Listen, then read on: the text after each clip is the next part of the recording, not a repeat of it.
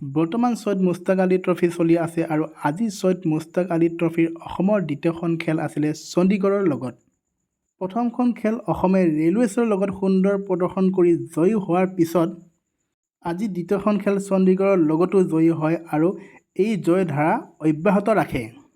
চণ্ডীগড়ে প্ৰথম টছত জয়ী হয় আৰু অসম দলক বেটিং কৰিবলৈ দিয়ে আৰু অসম দলে বেটিং কৰিবলৈ আহি প্ৰথম 19 অভাৰ 1 বলত আটাইকেইটা উইকেট হেৰুৱাই 150 ৰান কৰিবলৈ সক্ষম হয়। প্ৰথম অভাৰকেইটাত অসম দলৰ বেটিং ভালে আছিল যদিও পিছলৈ আশা কৰাৰ হিচাপত ৰান কৰিবলৈ নোৱাৰিলে আৰু 19 অভাৰ 1 বলতে আটাইকেইটা উইকেট হেৰুৱালে।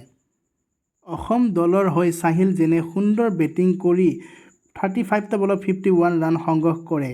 এই ইনিংছটোত তেওঁৰ 4টা 6 আৰু 1টা 4 আছিলে আৰু ইয়াৰ উপৰিও সুমিত ঘাটিগাঁওকৰেও 27টা বলত 42 ৰান কৰে আৰু এই ইনিংছটোত তেওঁৰ 3টা 6 আৰু 2টা 4 আছিলে। সুমিত ঘাটিগাঁওকাৰ আৰু চাহিল জেইনৰ ভাল বেটিং প্ৰদৰ্শনৰ ফলত অসম দলে চণ্ডীগড়ক 151 ৰানৰ টাৰ্গেট দিবলৈ সক্ষম হয়।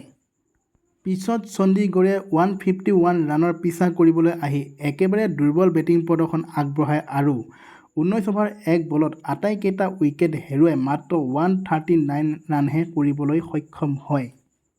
চণ্ডীগড়ক শেষৰ অভাৰটোত জিকিবলৈ 12 ৰান লগা আছিলে আৰু উইকেট মাত্ৰ হাতত এটাহে আছিলে। অসমৰ হৈ আকাশ গুপ্তাই শেষৰ অভাৰটো দিবলৈ আহে আৰু জয় সিং সন্ধু নামত শেষৰ উইকেটটো দখল কৰে আৰু অসম দলে এই খেলখনত 11 ৰানত জয়ী হয়। অসমৰ বলিং প্ৰদৰ্শন খুব সুন্দৰ আছিলে। অসমৰ হৈ মুখতাৰ হুছেইনে 4 অভাৰ 27 ৰান দি 2টা উইকেট লৈছে। মৃন্ময় দত্তই 4 অভাৰত 12 ৰান দি 2টা উইকেট লৈছে। আকাশ সেন গুপ্তাই 3 অভাৰ 1 বলত 22 ৰান দি 1টা উইকেট লৈছে। এছ চৌধুৰীয়ে 4 অভাৰত 39 ৰান দি 2টা উইকেট লৈছে। এছ পুৰকাষ্টই 1 অভাৰত 15 ৰান দিছে আৰু নিপন ডেকাই 3 অভাৰত 23 ৰান দি 2টা উইকেট দখল কৰে। মৃন্ময় দত্তক সুন্দৰ বলিং প্ৰদৰ্শন কৰাৰ ফলত প্লেয়াৰ অৱ দ্য মেচ ঘোষণা কৰে। তেওঁ 4 অভাৰত 12 ৰান দি 2টা উইকেট দখল কৰিছিল। এয়া আছিল ছয়ত মুস্তাক আলী ট্ৰফিত অসমৰ দ্বিতীয়খন খেলৰ আপডেট। যদি ভিডিঅ'টো ভাল লাগিছে প্লিজ লাইক শ্বেয়াৰ আৰু ছাবস্ক্ৰাইব কৰিবলৈ নাপাহৰিব। ধন্যবাদ।